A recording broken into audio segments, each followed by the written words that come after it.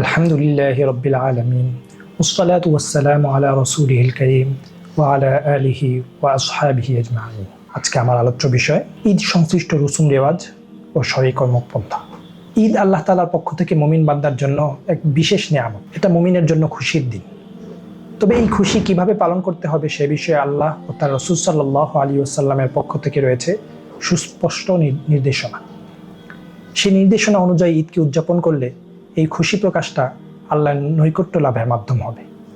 আর যদি খুশি প্রকাশ করতে গিয়ে শরীয়তের খেলাফ কোনো কাজ করে ফেলি, তাহলে এর দ্বারা হয়তো সাময়িক আনন্দ লাভ হবে, কিন্তু তা আল্লাহর নারাজির কারণ হয়ে যাবে, যা পরিণামে জাহান্নাম পর্যন্ত নিয়ে যেতে পারে। তাই আমাদের খুশি আনন্দ প্রকাশটাও যেন শরীয়তের চাহিদা অনুযায়ী হয়, সেদিকে লক্ষ্য রাখা জরুরি। কিছু বিষয় এমন আছে যেগুলো স্বাভাবিক অবস্থায় ভালো কাজ, কিন্তু ঈদের দিন সেসব কাজ করার অনুমতি নেই।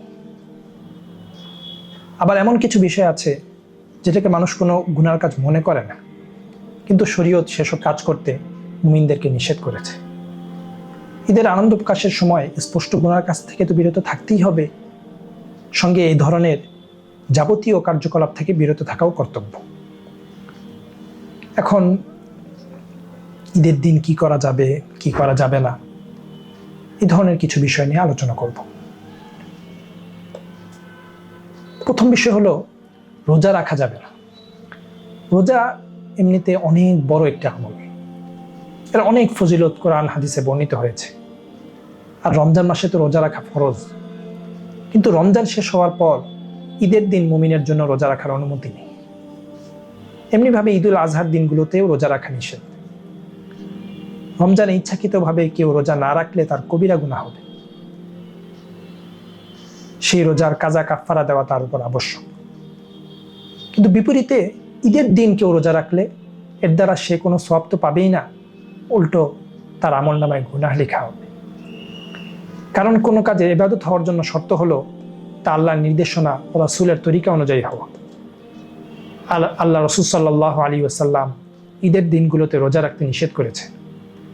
হযরত আয়েশা সিদ্দিকা রাদিয়াল্লাহু তাআলা আনহা বলেন, নাহা রাসূলুল্লাহ সাল্লাল্লাহু আলাইহি ওয়াসাল্লাম সাওমাইন ইয়াউমিল ফিতরি ওয়া ইয়াউমিল আযহা। রাসূলুল্লাহ সাল্লাল্লাহু আলাইহি ওয়াসাল্লাম দুই দিন রোজা রাখতে নিষেধ করেছেন, ঈদুল ফিতর ও ঈদুল আজহার দিন। সহিহ মুসলিম হাদিস নম্বর 1140। তাই ঈদের দিনগুলোতে নফল রোজা, কাজা রোজা, মান্নতের রোজা ইত্যাদি কোনো ধরনের রোজাই রাখা যাবে না। দ্বিতীয়ত, পোশাকে আচরণে বিজাতীয় কোনো অনুকরণ যেন প্রকাশ না পায়, সে বিষয়টি ঈদের দিন বিশেষভাবে খেয়াল রাখতে হবে। ঈদের সময় ফ্যাশন করতে গিয়ে অনেক ছেলে মেয়ে অমুসলিমদের অনুকরণে নানা পোশাক পরিধান করে। এই ধরনের পোশাক পরা থেকে আমরা বিরত থাকব। আব্দুল্লাহ ইবনে ওমর রাদিয়াল্লাহু তাআলা আনহু থেকে বর্ণিত, রাসূলুল্লাহ সাল্লাল্লাহু আলাইহি ওয়াসাল্লাম বলেন, মান তাশাব্বাহা বিকাউমিন ফাহুয়া মিনহুম। যে ব্যক্তি অন্য জাতির সাদৃশ্য গ্রহণ করবে সে তাদের দলভুক্ত বলে গণ্য হবে। আবু দাউদ হাদিস নম্বর 4031। এই জন্য বিজাতীয় অনুকরণে আমি যাই করি সেটার পরিণাম সেই বিজাতির মতোই আমাকে ভোগ করতে হবে, এই চিন্তাটা আমাকে করে নিতে হবে। এই ধরনের কাজ করা যাবে না। এমনিভাবে শরীরে ট্যাটু করা, ফ্যাশন করে চুল কাটা, সতর খোলা থাকে এমন পোশাক পরা ইত্যাদি কাজও কোনো অবস্থাতেই করা যাবে না। নারীর জন্য পুরুষের পোশাক পরা, পুরুষের জন্য নারীর বেশ ধারণ বা পোশাক পরা এগুলো করা যাবে না। শরীয়তে এগুলো সম্পূর্ণ নিষিদ্ধ। হযরত ইবনে আব্বাস রাদিয়াল্লাহু আনহু বলেন, লাআনা রাসূলুল্লাহ সাল্লাল্লাহু আলাইহি ওয়াসাল্লাম আল মুখান্নাসিনা মিনার রিজালি ওয়াল মুতারাজ্জিলাতি মিনান নিসা। অর্থ, রাসূলুল্লাহ সাল্লাল্লাহু আলাইহি ওয়াসাল্লাম নারীর বেশধারী পুরুষ এবং পুরুষের বেশধারী মহিলার উপর লানত করেছেন। সুনানুত তিরমিজি হাদিস 2785। এমনিভাবে অভিবাদন জানানোর ক্ষেত্রেও বিজাতীয় অনুকরণ থেকে বেঁচে রাখতে হবে। হাই, হ্যালো এগুলো না বলতে হবে তাকাব্বালাল্লাহু মিন্না ওয়া মিনকুম, অর্থাৎ আল্লাহ আমাদেরও কবুল করুন, তোমাদেরও কবুল করুন। ইমাম আহমদ ইবনে হাম্বল রাহিমাহুল্লাহকে এই বাক্য বলার হুকুম জিজ্ঞেস করা হলে তিনি বলেন, এতে কোনো অসুবিধা নেই। শামবাসী আবু উমামার সূত্রে এমনটা বর্ণনা করেছে। বিভিন্ন সাহাবী থেকে এই তাকাব্বালাল্লাহু মিন্না ওয়া মিনকুম এভাবে বলা প্রমাণিত আছে। ঈদের দিন অন্য কিছু না বলে আমরা এই দোয়া পড়তে পারি। এমনিভাবে আমরা এই ঈদ মোবারক বলি, এই ঈদ মোবারক বলতেও কোনো অসুবিধা নেই, কারণ ঈদ মোবারক এটাও একটা দোয়া বাক্য। অর্থ হলো ঈদ বরকতময় হোক। তবে এটাকে সুন্নত মনে করা যাবে না। কোরআনে হাদিসে ঈদ মোবারক শব্দের পাওয়া যায় না, তবে বলতে কোনো অসুবিধা নেই। এমনিভাবে ঈদের তৃতীয় যে কাজটি থেকে আমাদেরকে বিরত থাকতে হবে সেটা হলো কোনো অপচয় অপব্যয় না করা। অপচয় অপব্যয় করা যাবে না। অপচয় এমন খরচকে বলা হয় যার কোনো উদ্দেশ্য নাই। দুনিয়াতেও এর কোনো ফায়দা নাই, আখেরাতেও এর কোনো ফায়দা নেই। ঈদের কেনাকাটা সহ ঈদ উপলক্ষে আয়োজিত সব কিছুতেই অপচয় অপব্যয় করা হয়। অথচ কোরআনে কারিমে বলা হয়েছে, ওয়ালা তুবাদদির তাবদীরা ইন্নাল মুবাদদিরিনা কানু ইখওয়ানাশ শায়াতিন। আর তোমরা অপব্যয় করো না, নিশ্চয়ই অপব্যয়কারী শয়তানের ভাই। সূরা বনী ইসরাঈল আয়াত 26-27। অন্য এক আয়াতে ইরশাদ হয়েছে, ওয়াকুলু ওয়াশরাবু ওয়ালা তুসরিফু ইন্নাহু লা ইউহিব্বুল মুসরিফিন। তোমরা খাও, পান করো, অপচয় করো না, নিশ্চয়ই তিনি অপচয়কারীদের পছন্দ করেন না। সূরা আরাফ আয়াত 31।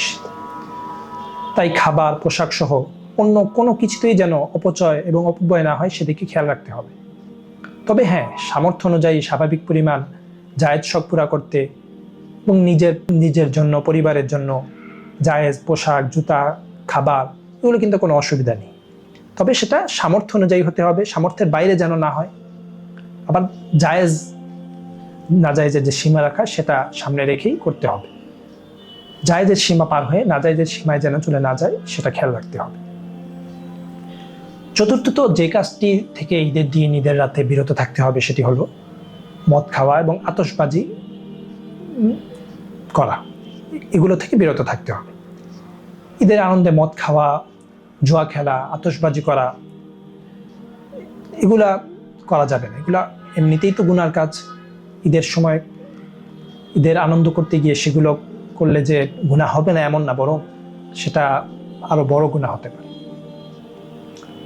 আল্লাহ তাআলা বলেন, ইয়া আইয়ুহাল্লাযীনা আমানু ইন্নামাল খামরু ওয়াল মাইসিরু ওয়াল আনসাবু ওয়াল আজলামু রিজসুম মিন আমালিশ শাইতান ফাজতানিবুহু লাআল্লাকুম তুফলিহুন।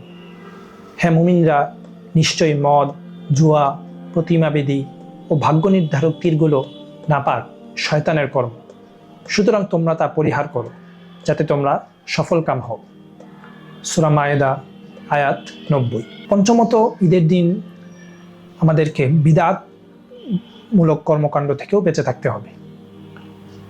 যেমন কবর জিয়ারত করা একটা নেক আমল, নিঃসন্দেহে এটা একটা নেক আমল। কিন্তু ঈদের দিনে কবর জিয়ারতে বিশেষ সওয়াব আছে বলে মনে করা বা বিশ্বাস করা বা এটাকে একটা প্রথা বানিয়ে নেওয়া, এরকম করা যাবে না। তাহলে এটা বিদআত হয়ে যাবে। এমনিভাবে কোলাকুলিকে ঈদের বিশেষ আমল মনে করাও সঠিক নয়। কোলাকুলির আরবি শব্দ মুআনাকা। মুআনাকা করলে একবার করতে হবে, 3 বার করা হাদিস থেকে প্রমাণিত নয়। হাদিসে একবারের কথাই পাওয়া যায়। ঠিক কবর জিয়ারত করা যাবে, বাকি এটা ঈদের বিশেষ আমল এরকম মনে করা যাবে না। এমনি মুআনাকাও করা যাবে, বাকি এটা ঈদের বিশেষ আমল এমন মনে করে আমরা মুআনাকা করব না। এমনিভাবে ঈদের দিন আমরা গান বাজনা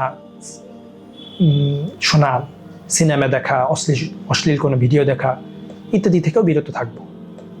বর্তমানে তো ঈদের দিনে গান বাজনা করা, শোনা অনেক ব্যাপক হয়ে গেছে, অথচ শরীয়তে এটি নিষিদ্ধ। আর যদি অশ্লীল কিছু হয় তাহলে তো এটা আরো জঘন্য গুনাহ। অথচ এখন ঈদকে নাটক, সিনেমার মৌসুম বানিয়ে ফেলা হয়েছে। ঈদ উপলক্ষে হাজারো নাটক, সিনেমা প্রকাশ পাচ্ছে।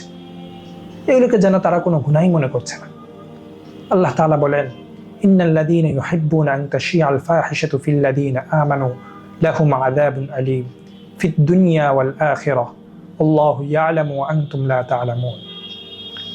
যারা ইমানদারদের মধ্যে অশ্লীলতা ছড়িয়ে দিতে পছন্দ করে তাদের জন্য রয়েছে যন্ত্রণাদায়ক শাস্তি দুনিয়াতে এবং আখিরাতে। আল্লাহ তাআলা জানেন আর তোমরা জানো না। সূরা নূর আয়াত 19। এই আয়াত থেকে বোঝা গেল অশ্লীলতা ছড়িয়ে দেওয়ার চেষ্টা করা এটা এমন একটা গুনাহ যে গুনার শাস্তি আল্লাহ তাআলা আখিরাতে দিবেনই, দুনিয়াতেও মানুষ এই গুনার শাস্তি পাবে। এই জন্য নিজে গুনাহ করা এটা হলো এক ধরনের, আর গুনার কাজ ছড়িয়ে দেওয়ার চেষ্টা করা, গুনার এমন কোনো কাজ করা যার মাধ্যমে মানুষ গুনার প্রতি আকৃষ্ট হয়, গুনার প্রতি উদ্বুদ্ধ হয়, সেটা আরো বড় গুনাহ। এমন কিছু করলে আল্লাহ তাআলা আখিরাতের সাথে সাথে দুনিয়াতেও শাস্তি দিবেন। এই জন্য এই শাস্তির ভয় করে আমাদেরকে এই ধরনের কাজ থেকে বিরত থাকতে হবে। হযরত আবু মালিক আশ-শারি রাদিয়াল্লাহু তাআলা আনহু থেকে বর্ণিত, রাসূলুল্লাহ সাল্লাল্লাহু আলাইহি ওয়াসাল্লাম বলেন, লা ইয়াকুনান্না মিন উম্মতি আকওয়ামুন ইস্তাহিল্লুনাল হিররা ওয়াল হারিরা ওয়াল খামরা ওয়াল মাআজিফা। অর্থ, আমার উম্মতের মাঝে এমন একটি দল হবে যারা ব্যভিচার, রেশমি পোশাক, মদ ও বাদ্যযন্ত্রকে হালাল বৈধ মনে করবে।